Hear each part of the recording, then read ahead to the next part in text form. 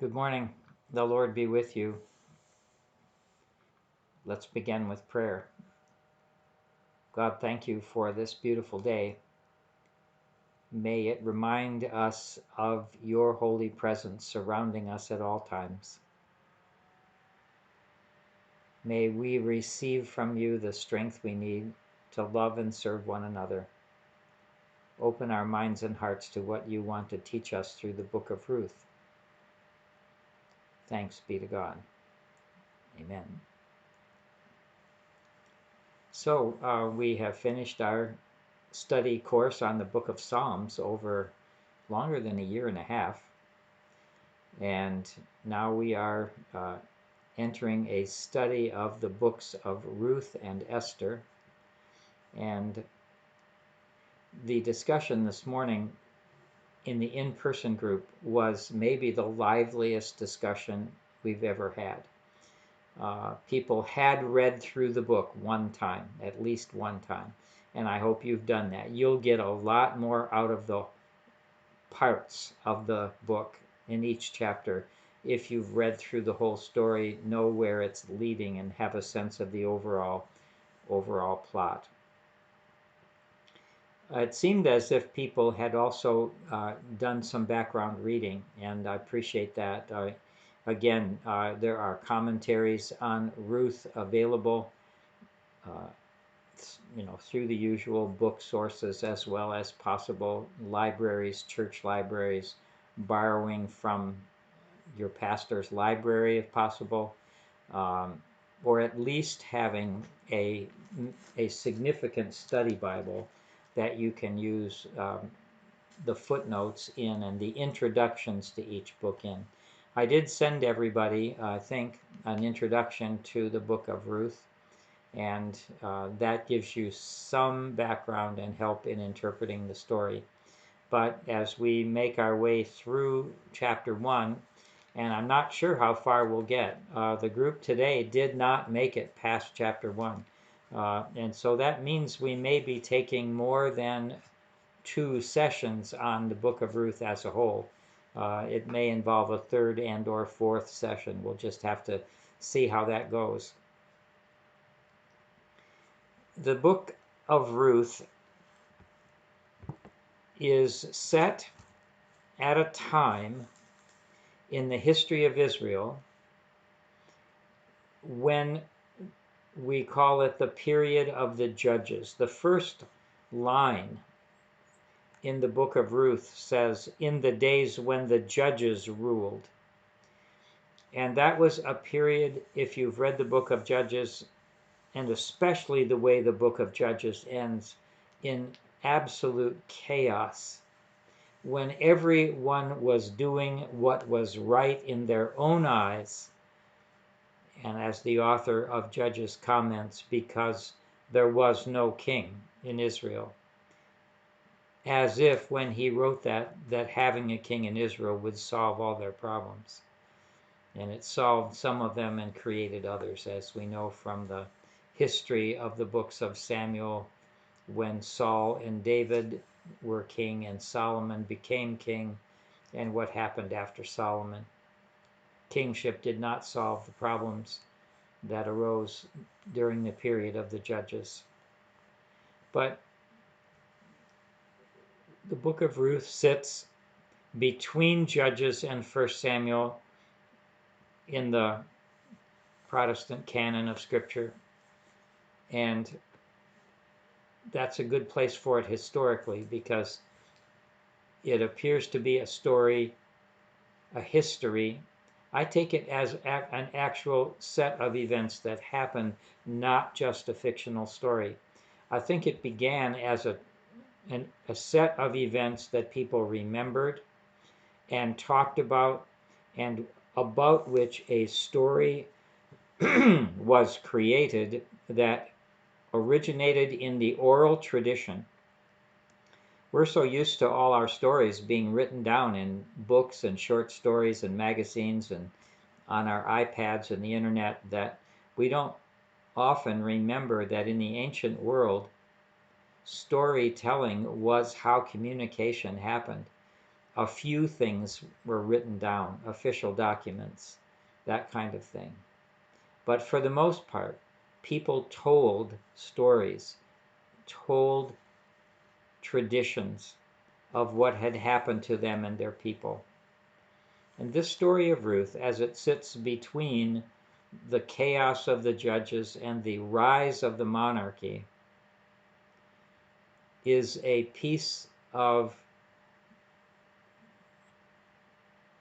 settled peace, P-E-A-C-E, a piece of peace in the middle of the chaos of judges and the rise of the power of the monarchy in Israel. Another way to think about what's going on in the book of Ruth is this is what daily life was really like on the ground for most people. This was what was going on in their lives, not in the lives of the judges or the kings that come later, but this is really what was happening at a microcosm level. And one illustration that occurs to me is that you probably have maps on your phone. You probably can go to Google Maps or the map app that came with your phone, and you can see if you type in something that you're interested in, let's say a city in Michigan, let's say Lansing, Michigan, the capital of Michigan. So you type in Lansing, and it may give you a map of the state of Michigan with Lansing in the middle. But what you're interested in is what's happening on Capitol Street in Lansing. And so you use your thumbs or your fingers and you dig down deeper and deeper and more local until finally Michigan disappears and you've got the county, I forget which county it is, I used to live in Michigan, that Lansing is in. Those of you in this course who live in Michigan or did live there probably know, but you dig down to the local level where now you can actually see the city of Lansing, and it dominates the whole of the screen of your map, and you can keep going down to the street level so that you can actually, if you use Google Earth, I guess, you can see the houses on the streets. And that's what's going on in the book of Ruth. It's down to the level of what's happening in the streets and pathways of Bethlehem and Moab in the lives of everyday people in Israel. So the story starts out in a foreign land. There was a famine in the land of Israel, which caused Elimelech and his wife to go to the land of Moab. This is a man of Bethlehem in Judah. Bethlehem, the city of David, to be, not the city of David yet, but to be, the city in which also the Messiah was born. A certain man of Bethlehem. Do you know the word Bethlehem means house of bread? But what caused this man of Bethlehem to go to Moab was a lack of bread. He leaves the house of bread for Moab because there was a famine in the land. And the man's name was Elimelech, and his wife was Naomi. And they had two sons, Mahlon and Chilion, or Kilion. They were Ephrathites from Bethlehem in the land of Judah, and they went to Moab because there was food in Moab, but there was no food in Israel, or at least in the part of Israel they were from. Moab, if you did use your map, Bible map, you saw that Moab is south and east of Israel. It's below Edom, below the Dead Sea, largely a desert kind of country, but with sufficient rainfall, it can produce crops that give people food to live on. And so they went to Moab because there was food there. Moab is a place elsewhere in the history of Israel that's an enemy. And if you trace the use of the word Moab throughout the Old Testament, you'll find that for the most part, they're enemies of Israel. But we have no sense in this book of Ruth that there is any animosity between Israel and Moab. There's no war going on. There's no negative stigma attached by the book itself to going to Moab, other than that it is a foreign land with its own gods and its own culture and traditions and religion.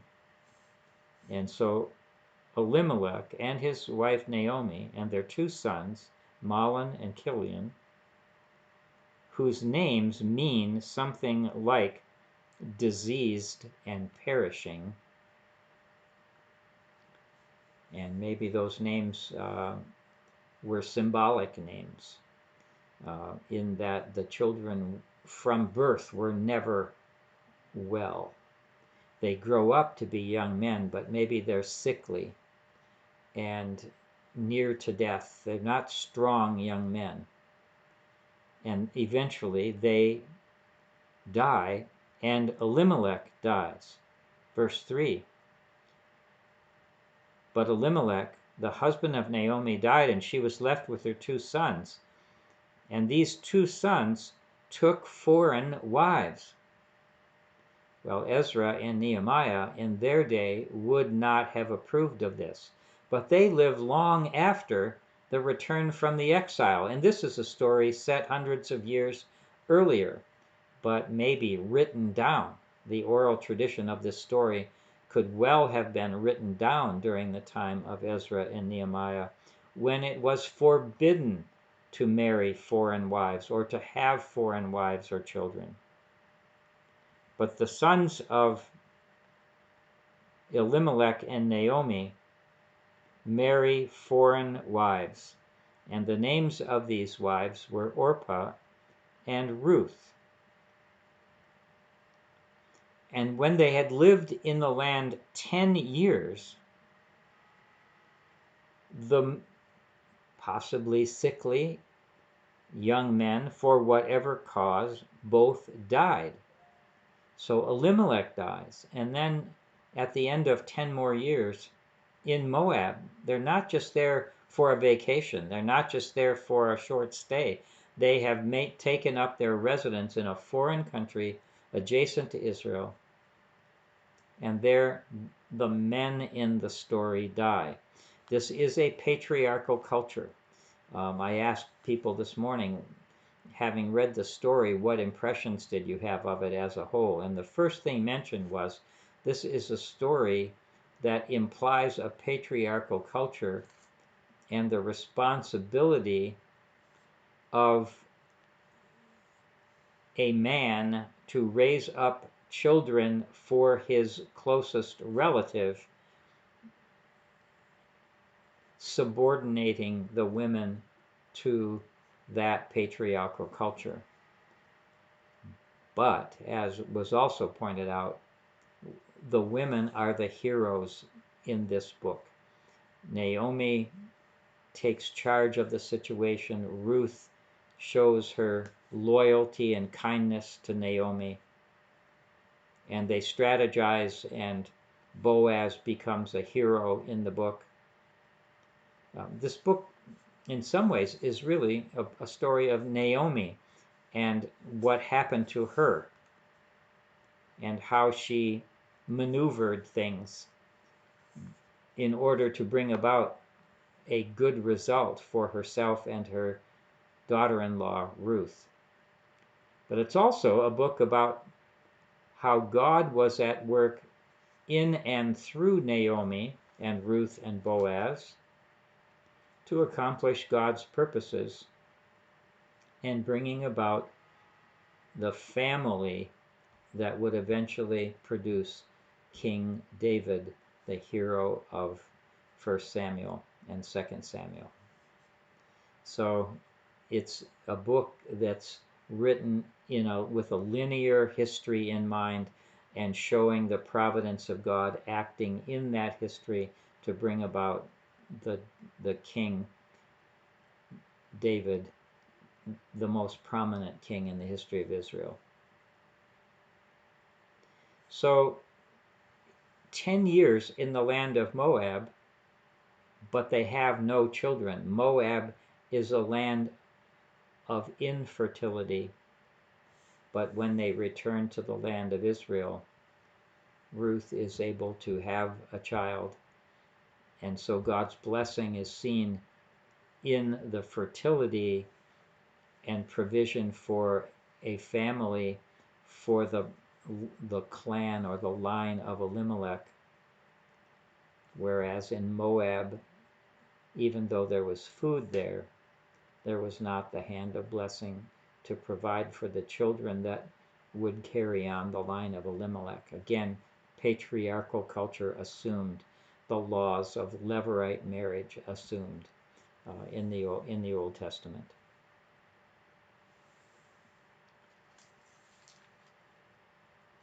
So after 10 years,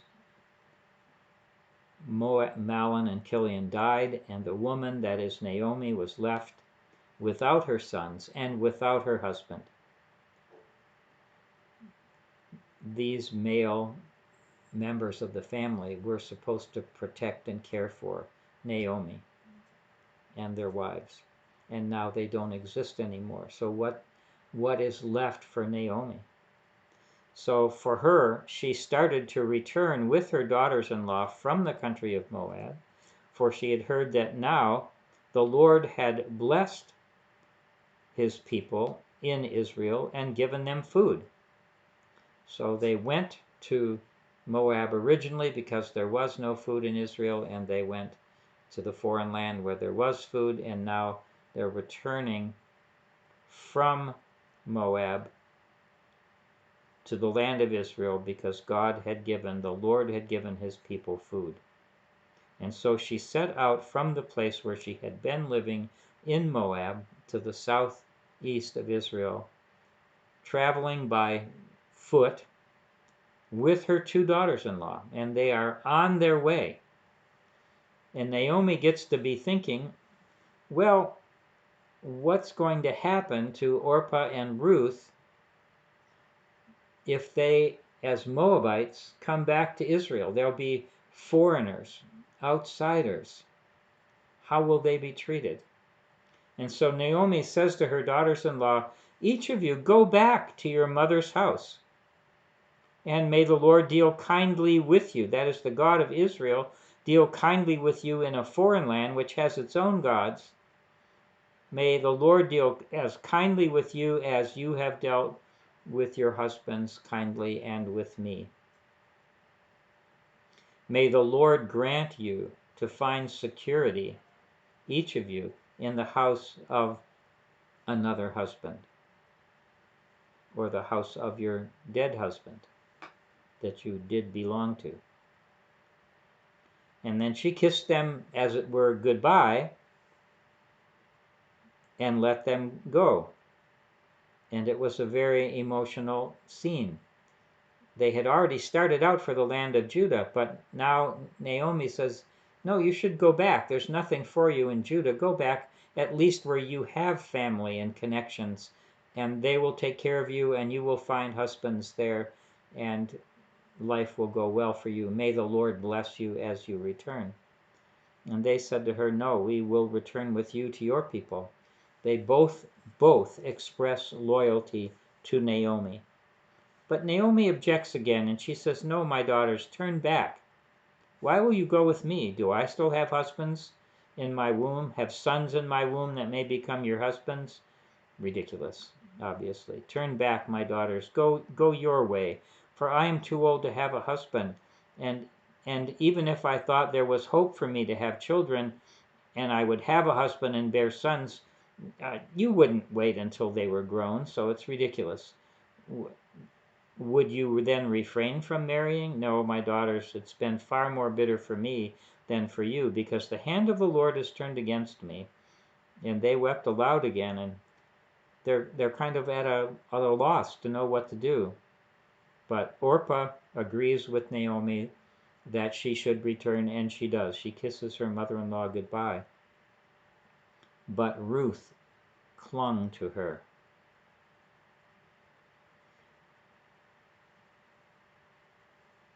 So this family that experienced so much loss experiences another loss in that Ruth's sister-in-law, Naomi's daughter-in-law, Orpah, leaves her and returns to her own people at Naomi's suggestion. Maybe she has family to go back to and Ruth doesn't. We don't know. It's easy to read in a lot of stuff here in this story. But what we know is what's written in the text, and we can make up other stuff. But we don't know for what reasons Orpah left Ruth and went back to Moab and her previous way of life. She is from Moab. But Ruth the Moabitess decides to cast her lot in with Naomi. And Ruth and Naomi for another time objects. See, your sister-in-law has gone back to her people and her gods. You should do the same thing. Return after your sister-in-law. Travel with her. Go back with her. You'll have that security at least. But Ruth said, no, do not press me to leave you or to turn back from following you. Because where you go, I will go. And where you lodge, the word might better be translated here as camp, because the Hebrew word implies the kind of lodging that happens on a journey or wandering, not a fixed home. Where you camp, I will camp. Your people shall become my people. I'm leaving my Moabite people. I am allying myself with you, clinging to you. And so your people that I don't know yet, they will be my people. And I'm giving up the gods that I knew about in Moab, and I will become loyal to the God that you worship. Your God will be my God. I'm going to stay with you as long as it takes. Where you die, I will die, and there I will be buried. May the Lord do thus and so to me, and more as well, if even death parts me from you. Till death do us part, will we be together. And of course, this is wonderful poetic language that has been adopted into many people's wedding vows. But obviously here, in its context, it has to do with the loyalty of a daughter-in-law to her mother-in-law, of a younger person to an older person. Two women expressing loyalty to each other. So Naomi saw that Ruth was determined to go with her, and so she objected no more. She's expressed her objections several times, but Ruth is determined to stay with her. And so the two of them went on until they came to the house of bread, Bethlehem. There had been a famine in the land, but they now go to where there is bread, and Bethlehem means house of bread. And when they came to Bethlehem, a small town, not a city, a small town. Everybody knows everybody. Holy cow, here's Naomi back after a decade away. We didn't know what happened to you. We thought you may have died. The whole town was stirred because of them. And the women of the town said, this is really in many ways a woman's story, isn't it? It could be called the Book of Naomi rather than the Book of Ruth, but it's really about them. And so the women of the town speak, and they say, "Wait a minute, isn't this Naomi?" But she said to them, "Don't call me that anymore. Don't call me Naomi," which means pleasant. "Call me Mara. That's my name now, Mara, because I am bitter, and bitter things have happened to me. Call me no longer Naomi, call me Mara." Why? Because the Lord has dealt bitterly with me. I went away full, but the Lord has brought me back empty. No husband, no sons. Why call me Naomi, when the Lord has dealt harshly with me, and the Almighty has brought calamity upon me? I want you who've been a part of the study of the Psalms to recognize this as a familiar theme in the Psalms. God causes everything to happen, not just the good stuff, but the bad stuff as well.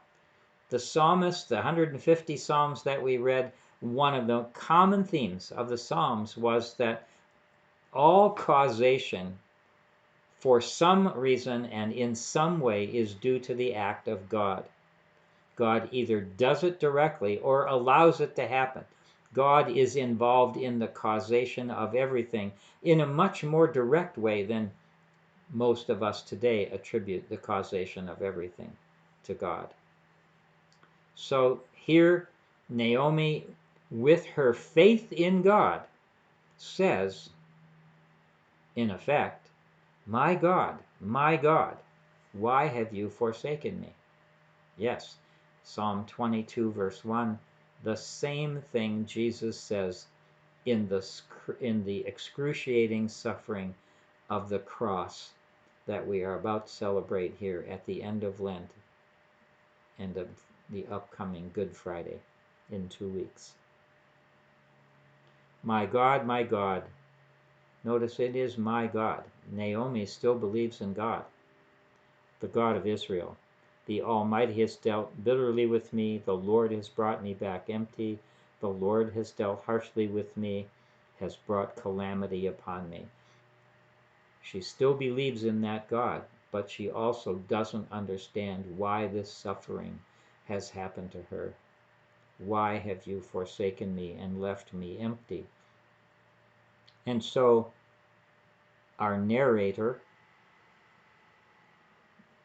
originally someone in the oral tradition of a storyteller who told this story, decides to end the narrative here at the end of chapter 1. The first part is over, and the writer summarizes the story to this point by saying, so Naomi returned, there's that theme of returning again, together with Ruth the Moabite. Why emphasize that? In fact, the author is not done emphasizing that.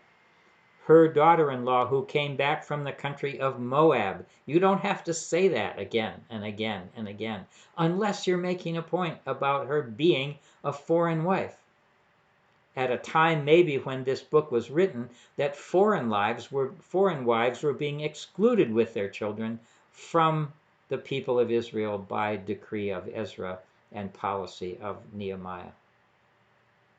Showing that some of these foreign wives were showing covenant love and kindness and faithfulness to other Israelites, and who had given up, these foreign wives who had given up their gods and had been loyal to the God of Israel and the people of Israel.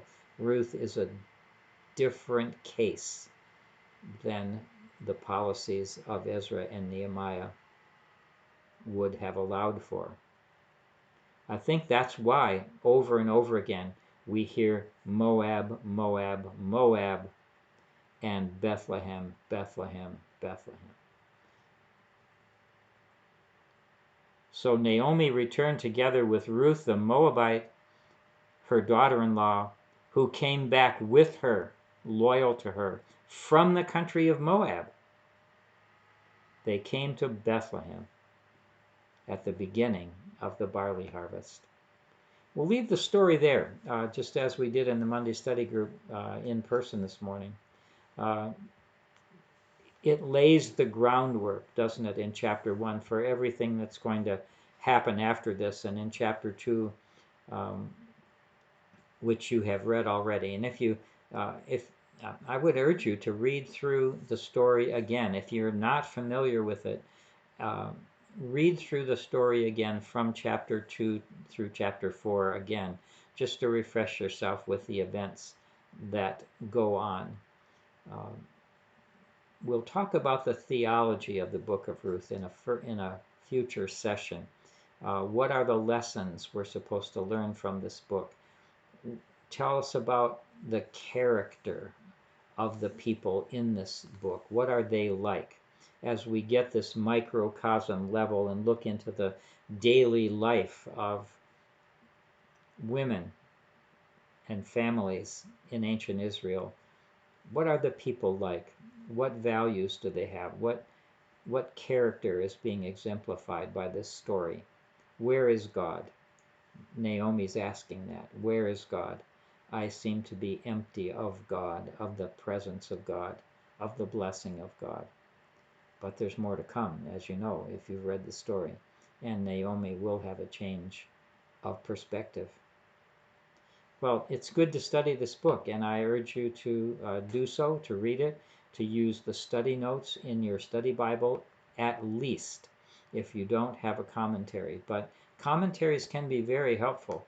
There are some amazing things in the commentaries that I looked at that I was really totally unaware of, like the connection between the events in Ruth and the last chapters of the book of Judges. Some symbolic connections, some contradictions to the way life was expressed in its chaos and suffering at the end of the book of Judges to the overall restoration of wholeness and peace in the book of Ruth. Other things you'll find in the commentaries if you use them. So even though we're not asking you to buy a commentary and to use it necessarily like you did for the study of Psalms, do find some resources that will help you go deeper, and perhaps on the internet. Again, one way to do that is to join Bible Gateway and to use the resources there. If you do choose to a paid annual membership, which is not greatly expensive, you will get a ton of commentaries on all the books of the Bible, study Bibles and life application Bibles and other things that I think make it a very worthwhile investment to make if you want to be a serious student of any of the books that we're studying in the Monday study group, as well as whatever Bible studies and or sermons and studies that are going on in the church you belong to. Well, take care. We'll come back to Ruth chapter 2 next week and maybe press on further. In part, it's going to depend, I think, on what the in-person group decides to do and how rich that discussion was. It was amazingly rich this morning, and I'm thankful for that and very surprised at it. Usually we go kind of verse by verse and work our way through the story. And today people were eager to talk about what they had found as they'd read through Ruth. Well, the Lord be with you, grant you a holy Lent as we wind our way down next Sunday to Palm Sunday or Passion Sunday, and then into Holy Week. The Lord bless you and keep you. Make his face to shine upon you and be gracious to you. The Lord lift up the light of his countenance upon you and give you peace. Thanks be to God.